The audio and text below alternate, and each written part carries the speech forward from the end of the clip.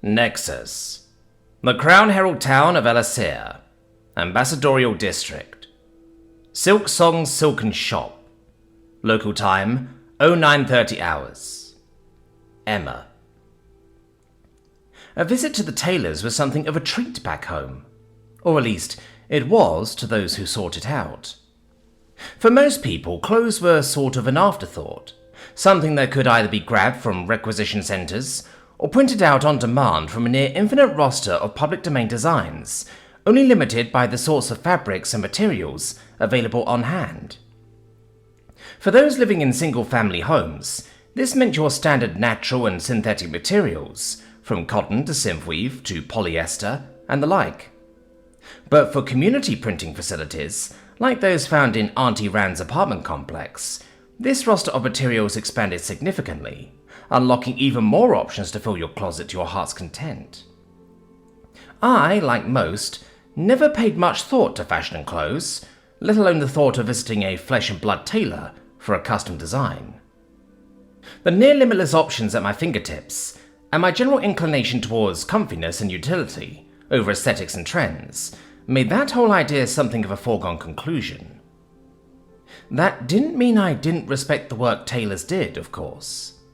In fact, I could appreciate the novelty and uniqueness of having something that was distinctly your own, something made explicitly with you in mind. Novelty, uniqueness, and artistic expression were the main drivers of a lot of the excitement of life, after all. This was especially true given how human labour, or in this case creative endeavours, were some of the only things incapable of being scaled up into post-demand excess.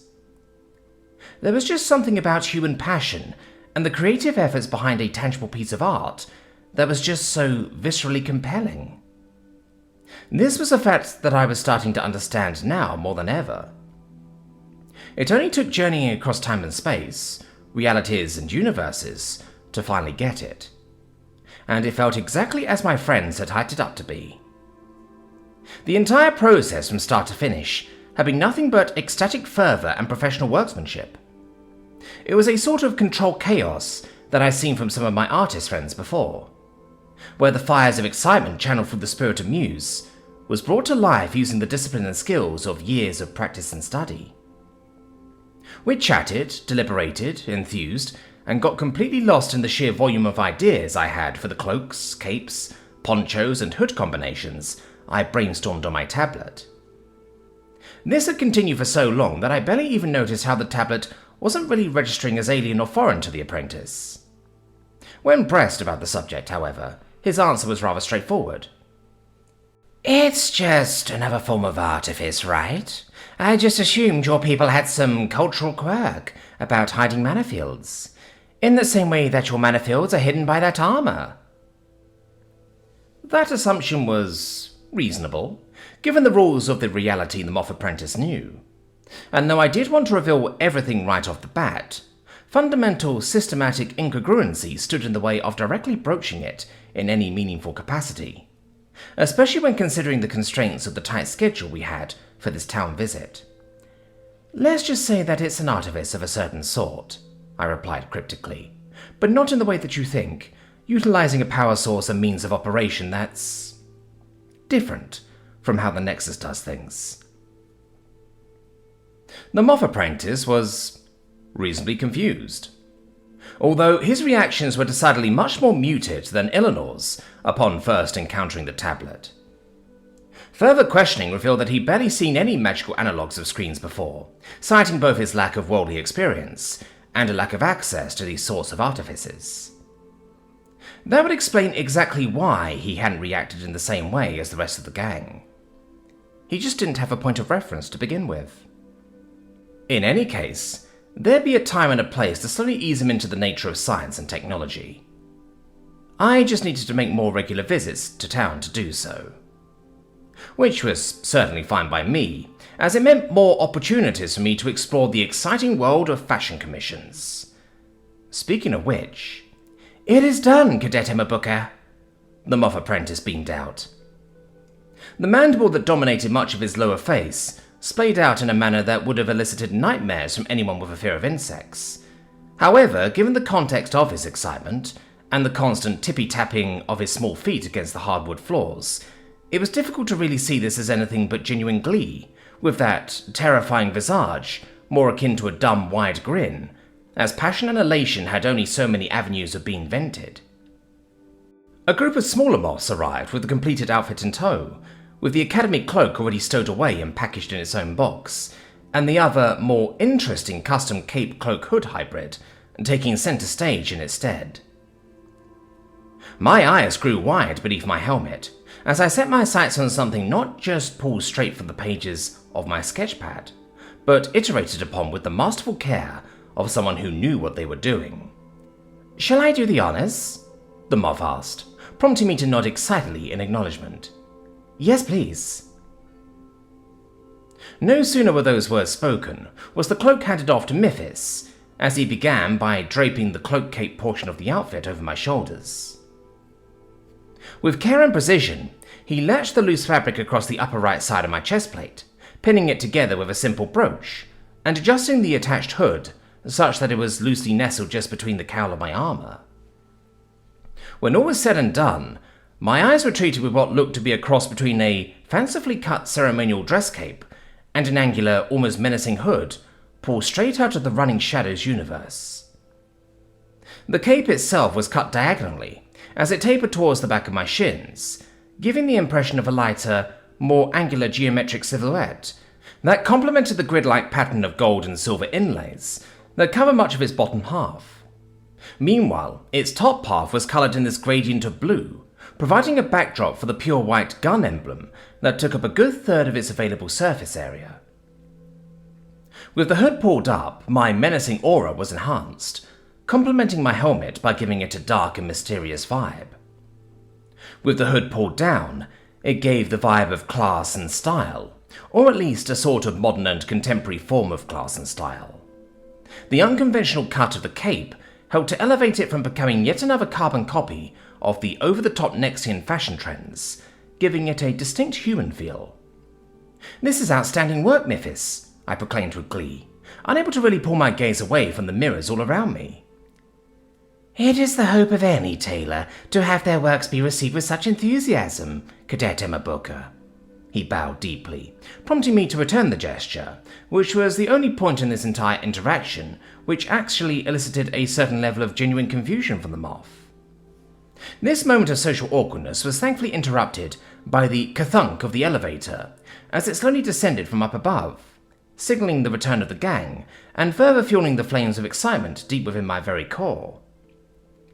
So this was what everyone was raving about back home. This is retail adventure. Nexus, the Crown Herald town of Elasir, Ambassadorial District, Silksong's Silken Shop. Thacia. Were it not for the moth's silken words, would I have been spared the follies often seen amongst the undisciplined ranks of royalty and nobility alike.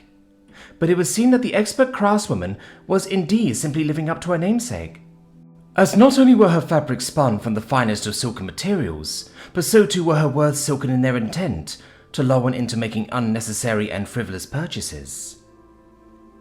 A part of me felt a distinct sense of disappointment in my inability to resist these temptations, likening myself to the unrestrained spendthrift tendencies of my sister.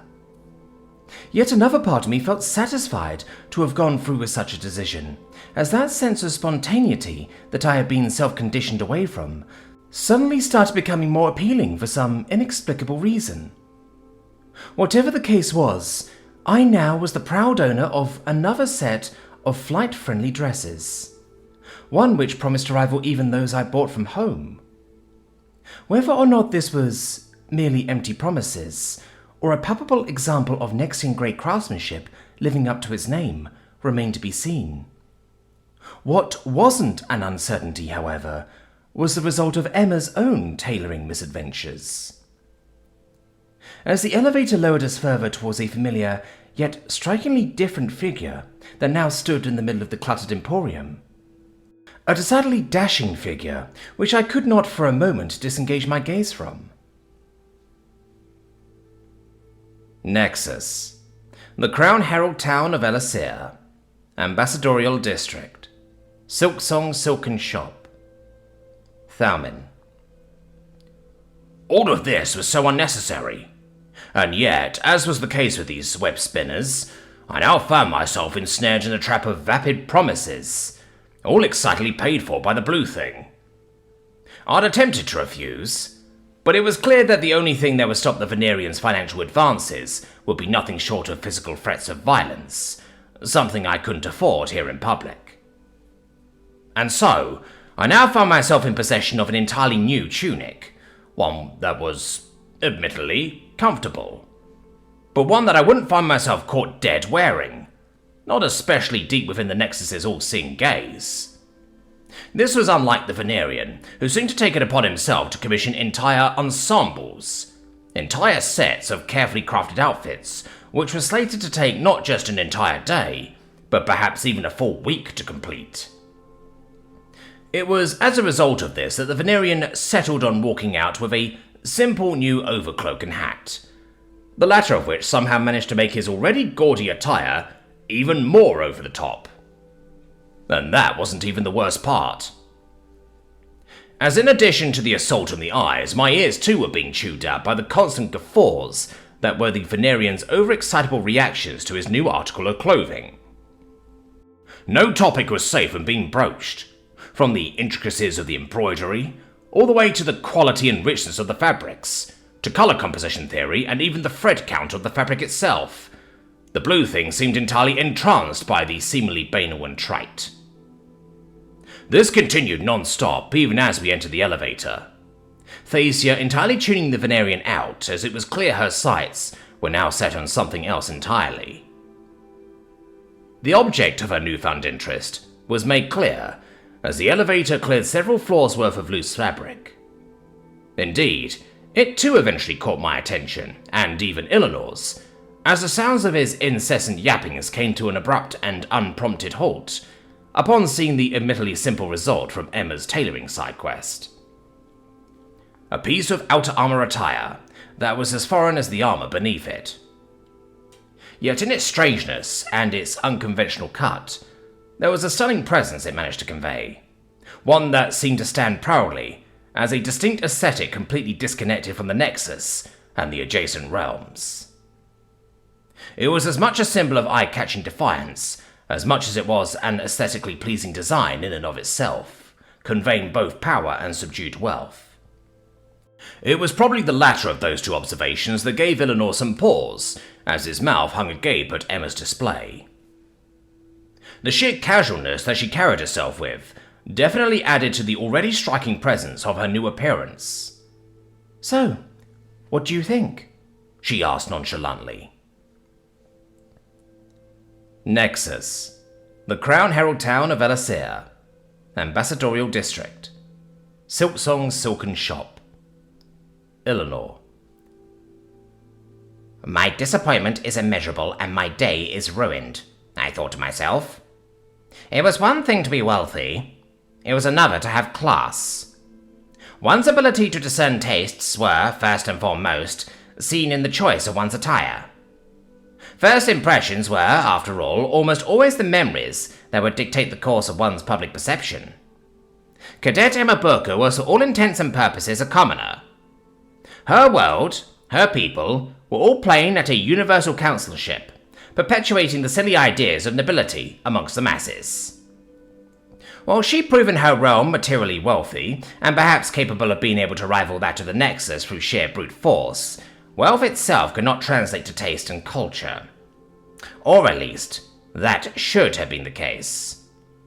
As it was here, within this slice of the Nexus heartland, that I saw another side to the Earthrealmer. A side that was admittedly lost to me up to this point, given the utilitarian overtures sung by her mannerless predisposition. As her armor, her equipment, her dwellings and artifices, all conveyed brutish efficiency in stark contrast to Nexian aesthetic exceptionalism. However, all that changed here and now. Or at least, that's what first impressions would imply. For all I knew, this could have been the distinguished work of the Nexian-trained tailor apprentice, a prodigy in the making. "Your outer armor attire is certainly striking, Emma Booker," I began, garnering the shocked expressions of everyone else in the room. "I assume that all due credit can be given to the apprentice tailor," I announced with a level of confidence, turning my attention squarely to the smaller Muff. "You flatter me, my lord." The boy bowed deeply. "However, it would be remiss of me if I took all the credit, for you see, whilst it was I that crafted the physical product, it was Cadet Booker that had conceived of such a design. I merely acted as a bridge between the pages of conceptual design and the physical result you see before you, my lord." I felt my eye twitch before I could even formulate a coherent thought at that response. "Surely the design is derivative of some ceremonial design, designated for those of higher rank and station," I rebutted, turning towards the Earthrealmer. "I assume that this is a form of ceremonial attire for your commissioned officers, Emma Booker?" I managed out under the same confident breath as before. "Whilst we do incorporate capes, cloaks, and the like in our ceremonial uniforms, I'm afraid this one is actually my design, Eleanor. Well, partly at least.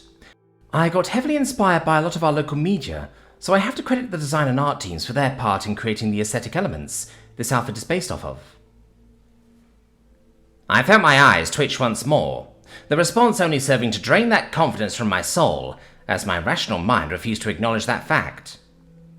That the tasteful and pleasing design before me was born not from the careful and learned parlours of the nobility, or even from the studios of licensed and chartered commoners, but instead from the mind of what was a self-admitted typical commoner from Earthrealm.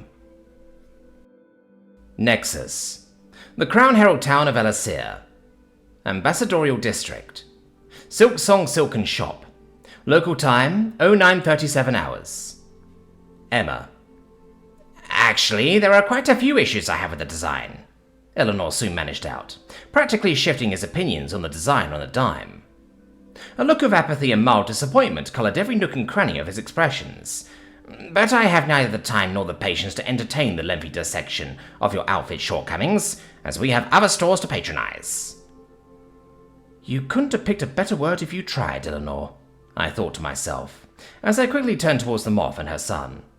"Well, I for one applaud Miffis's expert craftsmanship and vision," I acknowledged, before dipping my head once more. "Thank you for putting the time and effort into bringing my creation to life, Miffis." This once again startled the apprentice somewhat, as he responded with an even deeper bow, prompting me to finally tackle the matter of payment. "So, how much is this going to cost?" "Given the novelty of your commissions, and Miffis's status as an apprentice, it would be customary to waive the cost of any additional item outside of the primary request, Cadet Emma Booker." The Muff tailor spoke gingerly, gesturing towards my academy cloak. "After all, it was a learning experience for him, and it would be unfair to charge you for an item that is ostensibly part of his hands-on practice." I nodded in polite acknowledgement as Eleanor began rummaging through my coin purse. "The 5 sets of school cloaks should run you exactly 50 gold. This price is a gesture of good faith from our store to your new realm, and further, a price more in line with my son's current occupational status." An affirmative sigh from the Venerian marked the exchange of coins, as similar to the bakery, the designated amount floated up and into the Muff's open purse in an almost video game-esque sequence. We eventually left the tailor in even higher spirits, as whatever remained of our orders were designated for delivery to the academy at a nominal fee. The streets at this point had become even busier than before, though only marginally so. The last vestiges of live beasts of burden had since disappeared, now entirely replaced by their golem counterparts, or entirely horseless carriages. Though in spite of the increased traffic, the walk to the stationery shop took no time at all. However, unlike the first part of our morning errands, I could feel a palpable skip in my step. A mix of excitement, optimism, and sheer confidence surged through every step I took, as the novelty and enjoyment of having what was just a simple idea brought to life just refused to die down. Nexus, the Crown Herald town of Elasir, Ambassadorial District, the Stationery Corner, local time 0945 hours. Emma. A small incline marked our entry into what the locals referred to as the Stationery Corner. Corner was a rather apt name for it too, as what appeared before us was a small square plaza with a single tree planted in the middle of it. The manicured greenery provided by that lone plant was a stark contrast to the pure white of the white stone streets and the grand facades of each and every townhouse-sized storefront dotted around us. Indeed, the vibes at this part of town were on point, with storefronts all facing towards the center of the plaza, giving the place this small, cozy atmosphere, in spite of the grandeur of each of the store's facades. It took a few moments, but Thacia was quick to choose one of the many stores crammed into this small space. Upon entering the store through one of the only single doors we've seen in this side of town thus far, we were greeted with a highly space-efficient room that clearly didn't benefit from the bigger-on-the-inside spatial magic of the Academy. Indeed, it gave me massive old quarter townhouse vibes from the likes of Manila, Bangkok, Jakarta, and a good chunk of the other major cities in the Southeast Asian Confederation, where space was at a minimum, and these 4 to 5 story townhouses still managed to serve their purpose. The skinny, narrow, length over width open plan space was what truly nailed those vibes. The interior design, however, was exceedingly different, leaning more into the Nexian aesthetic. Or more specifically, what I was starting to categorize as the tasteful Nexian aesthetic, with carved wood documenting much of the wall facade, trimmings, and even the pillars. Stone was either used sparingly or hidden entirely by whatever fancier materials were on hand, whilst the floors themselves were thinly cut tiles of various types of rocks, arranged to form mosaics or geometric patterns. Thin and tall shelves lined most of the left and right walls, whilst freestanding glass display cases were placed in the middle of the room in 3-foot intervals. A U-shaped service counter was positioned all the way at the back of the store, but still took up a good quarter of the room space, as many more items seemed to be stored behind its glass-top booths. "Ah, customers, please feel free to take your time perusing my extensive collection," a voice quickly emerged from behind the counter, as the door behind it slammed open to reveal a male elf dressed in what I could only describe as your archetypical merchant's attire, with layer upon layer of silk and gold embroidered fabrics, complementing an old gentlemanly face that seemed genuinely friendly, warm and inviting. We began perusing, unassisted, with Thacia taking the charge as she ran down her extensive list. No sooner after she began reading aloud the items did another elf emerge from behind the counter, arriving with 2 baskets in hand, ready to personally assist the princess, who seemed deep in thought at one of the display cases in the middle of the store. "We're going to need both magical and common writing implements," Thacia began, as she gestured towards the glass case, prompting the younger elf, who looked to be Lariel's age, to begin unlocking and removing trayfuls of pens, fountain pens to be precise. "I'm assuming the magical pens are what allows you to make those moving texts and whatnot?" I questioned, cocking my head in the process. "Yes." Thacia nodded in acknowledgement, grabbing a pen and walking towards what I could only describe as a framed wall face, with a thick sheet of paper upon it, littered with names of varying handwriting and styles across it. Next to it was a small sign which read, "Signatures and tasteful tributes only, please." A few scribbles punctuated by a mana radiation signature later, and the princess had managed to draw up a list similar to the Academy syllabus, with scrolling text moving across at a steady pace. "Right, so I'm assuming these are just simple fountain pens with magical ink in them? Or is there more to it?" "There's always more to it, Earthrealmer," Eleanor chimed in, grabbing an overly ornate pen from within his coat for added effect. "For you see, only nobles may use it to its fullest extent," he began, as he walked towards the wall of canvas, flint sparks flying from the draconic mouth nib when he pressed onto it to demonstrate. "Broadly speaking, there are 3 distinct forms of magical pens. The first, the quill, is irrelevant to this conversation, as it acts more as a specialized tool or a matter of personal preference depending on the wizard. The second is what we both currently have in our hands, the noble's pen." He made his first stroke on the canvas, and where I expected the typical rustling sound of pen gliding across paper, I widened my eyes at the sudden fiery growl made by the first stroke. Simply put, it is a pen designed explicitly to be used through the active manipulation of mana. When combined with magical ink, any number of magical notations may take place. From simple moving text to animated images if you are so artistically inclined, to a great number of multicolored and iridescent fonts if you so choose. The Venerian illustrated each of his points on the canvas wall, revealing bright, fiery calligraphies and rudimentary looping animations that would have hit right at home in the likes of the early proto-internet. Meanwhile, the commoner's pen is a close analogue that attempts to roughly approximate the infinite capabilities of a noble's pen.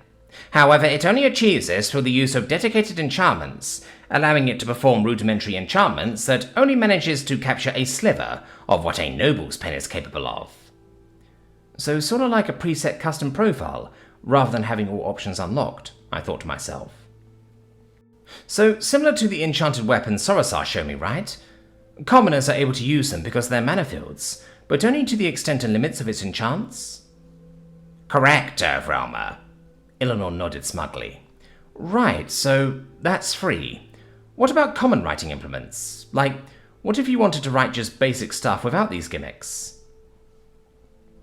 The Venerian's eyes narrowed at that, as he snapped his fingers at the elven attendant, the elf responding by grabbing him just another typical-looking fountain pen. Basic writing implements are indeed still quite common, especially for those commoners who find themselves unable to afford magical writing implements. These two can be divided into two subcategories, the first being enchanted and the second being unenchanted. The enchantments in this case aren't made to facilitate the use of magical ink, but are simply done in order to fix the inherent flaws and limitations of fountain pens. Though, frankly, most commoners without the means rarely have the ability to afford such luxuries, simply resorting to leaking, filthy, messy, and rather unintuitive ink-hungry pens. It was at that point that a light bulb moment hit me, with the force of two bim-bims. My hand instinctively reached towards one of my pouches, unlatching it to reveal a simple, time-tested, likewise timeless writing tool. A design which revolutionized the world and left it changed forever. The humble ballpoint pen. Eleanor's eyes narrowed at the thin, sleek tube. A look of knowing concern quickly forming, if only to be replaced by that same haughty persona. Is that supposed to impress me, Earthrealmer? Not in the flashy or showy sense, no, I responded. Sometimes it's the more humble innovations that speak for themselves. In fact, a lot of times, it's these silent, almost invisible and cheap background objects that redefine a world as much as the next great technological breakthrough does. For what this simple object did was to provide an entire world, regardless of socio-economic status, a means to write. I took a moment to pause, as I turned towards the canvas wall Thacia had written on moments ago. Pressing my hands towards it, a part of me quickly realized just what this moment meant, as I paused and pulled my hand away just for a split second. Aside from the dreaded attempt at subversive coercion that was the yearbook, this was the first time I'd be writing on a public record. This was the first time I'd be putting pen to literal paper, making my mark on an alien world in an entirely different dimension. It was with that realization that I took a moment to actively think about what went on there, as all pretenses of showmanship slowly faded away to a more poignant train of thought. This world, as messed up as it was sometimes, was a final frontier meant to be explored by you. You were so excited for the prospect of being the first. Director Weir constantly reminded me of just how similar we were in both of our pioneering passions. It didn't take long at all for me to realize what, or rather who, deserved to be written out. The logs, interviews, and journals all still played out loud and clear in my head, as I now stood in a position that would have otherwise been his. So, with a firm grip, I finally put synthetic pen to magic paper. On a blank space surrounded by animated scripts, infused with magical flourishes all vying for a uniqueness with the intent of one-upsmanship, I scrawled down a simple message in English. Wish you were here, Pilot 1.